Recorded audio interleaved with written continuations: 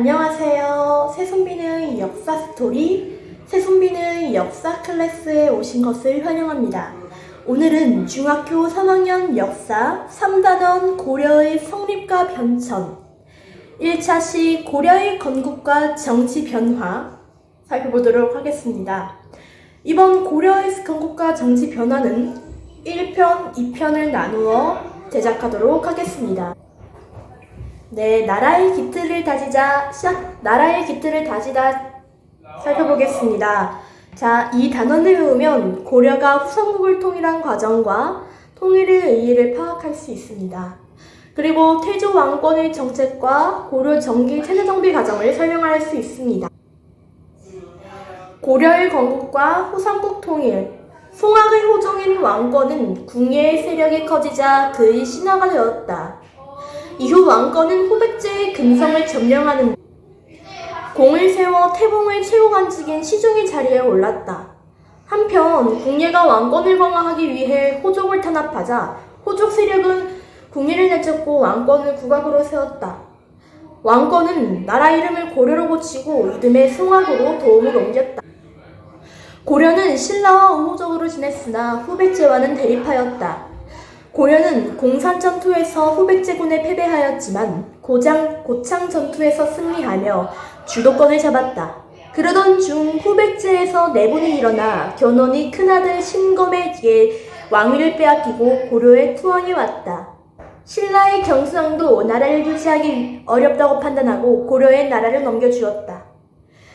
이후 고려는 후백제를 공격하여 후삼국을 통일하였다. 고려는 신라와 후백제뿐만 아니라 건란에 멸망한 발해 유명까지 받아들여 민족의 재통합을 이루었다. 이로써 고려는 새로운 민족 문화를 발전시킬 토대를 마련하였다. 또한 고려의 건국과 후삼국 통일 과정에서 지방 세력이 정치에 참여하게 되어 신라에 비해 정치 참여 세력이 폭이 넓어졌다. 이것은 고려의 후삼국 통일 과정입니다. 이제 선명하지 않지만 참고용으로 한번 봐주십시오. 교과서나 참고서에 자세히 나와 있을 겁니다. 통치체제를 정비하다.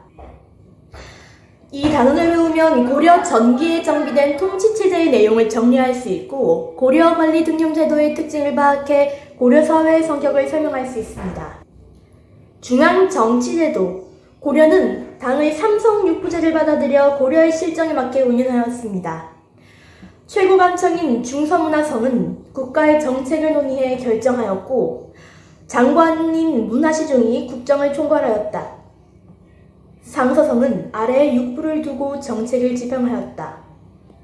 국가의 비서 역할인 중추원은 군사기밀을 두고 왕의 명령을 전달하였다. 이 밖에도 관리의 비리를 살펴보고 정치 잘잘못을 논하는 어사대, 국가재정의 출납과 회계를 담당하는 3사가 있었다. 한편 중서문화성과 중추원의 고위 관료들은 도병마사와 식목도감에서 국가의 중요한 일을 논의하였다. 도병마사에서는 주로 국방과 군사 문제를 논의하였고 식목도감에서는 제도와 시행규칙을 제정하였다. 지방행정제도와 군사제도. 고려 초기에는 호족이 각 지역을 다스렸다. 성종 때 이르러 주요 지역에 시호봉을 설치하고 지방관을 파견하면서 고려의 지방제도가 틀을 갖추기 시작하였다. 고려는 전국을 오도와 양계, 경기로 나누어 다스렸다.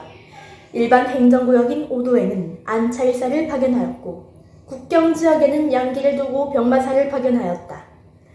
오도와 양계의 아래에는 주, 군, 현을 두었다. 수도 개경과 주변 지역은 경기라 하였고 개경은 서경, 동경과 함께 삼경으로 정비되었다. 군현은 지방관이 파견된 주현과 지방관이 파견되지 않은 속현으로 구분되었다. 주현이 지방관은 주변의 속현까지 관할하였고 행정실무는 각 고을의 향리가 담당하였다. 이 밖에 향, 부곡, 소라는 특정 행정구역도 있었다. 고려의 군사제도는 중앙권과 지방군으로 구성되었다. 중앙군은 궁궐과 왕실을 지키는 2군과 개경과 국경지방을 방어하는 6기로 편성되었다. 지방부는 오도의 군사방어가 치안을 담당하는 주현군과 양계에 주둔하며 국경 경비를 담당한 주진군으로 이루어졌다. 교육제도와 관리등용제도. 고려는 교육을 중시하여 태종 때부터 개경과 서경에 학교를 세웠다. 성종 때에는 개경과 국자감을 설치했으며 중요한 지방에는 향교를 설치하였다. 고려의 관리등용제도는 과거제와 음서가 대표적이었다. 시험으로 인재를 선발하는 과거제에는 문관을 뽑는 제술과 명경과, 기술관을 뽑는 잡과, 승려를 대상으로 하는 승과가 있었다. 묵관은 거의 시행하지 않았고 무예가 뛰어난 사람을 무관으로 임명하였다. 과거는 원칙적으로 양인 이상이면 응시할 수 있었다. 왕족과 공신의 후본, 오품 이상 고위관리의 자손은 과거를 거치지 않고 음서로 관리가 될 수 있었다.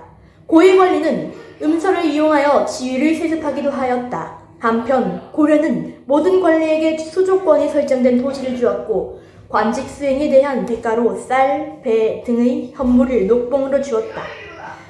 전시과 제도에 따라 관리가 사망하면 그가 받은 토지는 국가에 반납해야 했다. 그러나 오품 이상의 관리에게는 세습이 가능한 공음전을 주었다. 정치질서가 동요하고 무신정권이 성립하다. 이자겸의 난과 서경천도운동이 일어난 배경을 이해할 수 있습니다. 무신정변이 일어난 배경과 무신집권의 정치, 사회 변화를 설명할 수 있습니다. 이자겸의 난. 고려 전기에는 지방 호족과 신라 육두품 출신의 유학자가 중앙정계에 진출하여 지배층을 이루었습니다. 이들 중 여러 세대에 걸쳐 고위관리를 배출한 가문은 문벌을 형성하였습니다. 문벌은 과거와 음서로 주요 관직을 독점하고 왕실 및 문벌과 혼인하며 세력을 확대했습니다. 문벌 출신의 대표적 인물인 이자겸은 딸들을 예종, 인종과 혼인시키며 막강한 권세를 누리게 됩니다. 이에 위협을 느낀 인종이 축근 세력과 함께 이자겸을 제거하려 하였으나 이자겸의 반격으로 실패하였습니다. 이것이 이자겸의 난. 이 과정에서 궁궐이 불탔고 이자겸 세력이 금의 사대육을 받아들여 민심이 동요하였습니다. 결국 인종은 이자겸을 제거하였지만 왕실의 권위가 떨어지게 됩니다. 이것은 왕실과 경원의 씨,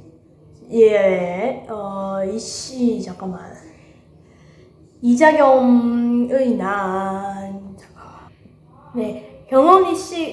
강원의 씨가 어쨌든 이 시가문은 왕실과의 거듭된 손인으로 세력을 키워서 대표적인 문벌로 성장하게 되었다는 거죠. 이때 이 가문에서는 왕실과 여러 번 된 혼인으로 이자겸의 딸이랑 이렇게 여러 명 딸의 이 씨의 딸이랑 혼인을 해서 세력을 키워서 대표적인 그때 그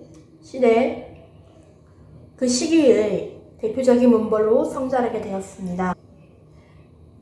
서경청도운동 살펴보겠습니다. 인종은 왕권을 회복하기 위해 윤언이, 정지상 등 소수의 개혁 세력을 등용하였습니다. 한편 이자겸을 몰락 후 금을 배척하는 여론이 강해지자 인종은 서경 출신의 승려 묘청을 등용해 개혁을 추진하였습니다.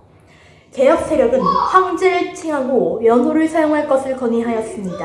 한편 정지상, 묘청 등 서경 세력은 풍수지질서를 근거로 하여 서경을 수도로 옮기자고 주장하였습니다. 그러나 김부식을 비롯한 개경 세력은 서경 정도에 크게 반대하였습니다.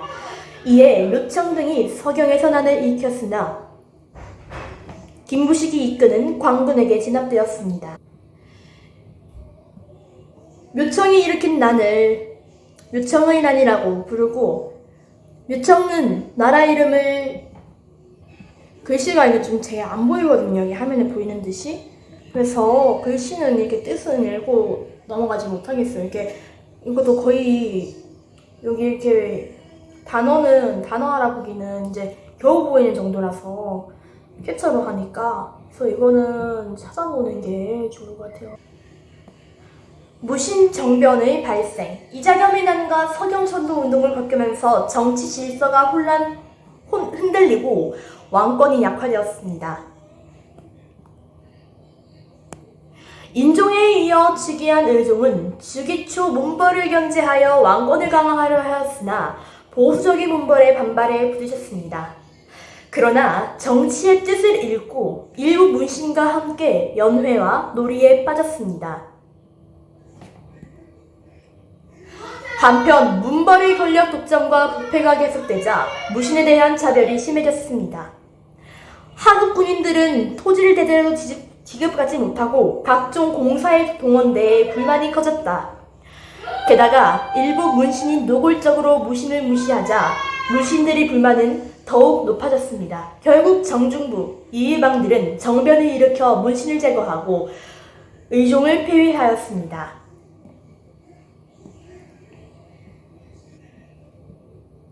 최씨 정권의 성립. 정권을 장악한 무신들은 회의기구인 중반을 통해 권력을 행사하였습니다. 그러나 초기에는 무신들의 권력 다툼으로 집권자가 자주 바뀌었습니다. 이런 혼란은 최충원이 이의민을 제거하고 권력을 잡은 뒤 수습되었습니다. 최충원은 교정도감을 설치해 국가의 중요한 정책을 결정하고 집행하였습니다. 또한 사병식단인 도방을 확대하여 호위를 강화하였습니다. 그의 아들 최호는 자신의 집에 정방을 설치해 인사행정을 담당하게 하였고 서방을 설치해 능력 있는 문인들에게 정책을 자문받았습니다. 이 과정에서 이규보와 같은 문신들이 등용되었습니다. 한편 최호는 야벌초를 조직해 군사적인 기반을 삼았습니다. 최씨 정권은 4대 60여 년간 비교적 안정적으로 정권을 유지하며 국방력을 강화하였습니다. 하지만 사회개혁의 소유에 수탈하였습니다. 역대 무신 집권자와 지배기구 참고용으로 알아두시고 이거는 외우지 않아도 됩니다. 이렇게 이 표는 외우지 않아도 됩니다. 농민과 천민의 봉기. 무신 정권이 성립한 후 무신들이 권력 다툼으로 정치가 혼란하였고 신분 질서가 크게 흔들렸습니다. 또한 무신 집권자와 무신 출신 지방감들은 백성의 토지를 강제로 빼앗아 농장을 넓히고 세금을 과도하게 거두는 등 백성을 수탈하여 재산을 늘렸습니다. 무신 집권자 중에는 천민 출신도 있어 신분 상승에 대한 백성의 기대감이 커져 있었습니다. 이러한 상황에서 전국 각지에서 농민과 천민이 봉기하였습니다. 특수행정구역인 공주 부근에서는 명확소에서는 망이 망소의 형제의 과도한 세금의 부담을 견디지 못하여 망이 망소이가 난을 일으켰고 이들은 한때 광군을 물리치고 충청도 일대를 점령하였습니다. 경상도의 운문과 초천에서는 김삼이와 효심이 농민을 이끌고 일어나 경주 세력과 합세해 중앙에 저항하였습니다. 천민도 각지에서 봉기하였습니다. 전주에서는 관청에 소속되어 있던 공노비들이 지방관의 행포에 불만을 품고 봉기하였고 계경에서는 산업이었던 만적 등이 신분 해방을 목적으로 봉기를 계획했으나 사전에 발각돼 실패하였습니다. 경주, 서경, 담양에서는 고려 왕조를 부정하고 신라 고구려 백제의 부흥을 내세운 봉기도 일어났습니다. 이것은 참고용 이미지이고요. 무신 집권기, 농민과 천민의 봉기 참고로 알아두시고 인터넷이나 교과서 참고서에 보시면 선명한 사진 나와 있을 테니 그거를 참고해 주시길 바라겠습니다. 오늘은 새선배의 역사 클래스 3단원 고려의 성립과 변천 1차시 고려의 건국과 정치 변화 1번 오늘 수업 들어주셔서 감사합니다. 다음엔 이게 길어가지고 2편 두 개의 영상을 나눴다 했잖아요. 다음 시간에는 고려의 건국과 정치 변화 2 들어가 보도록 하겠습니다. 감사합니다.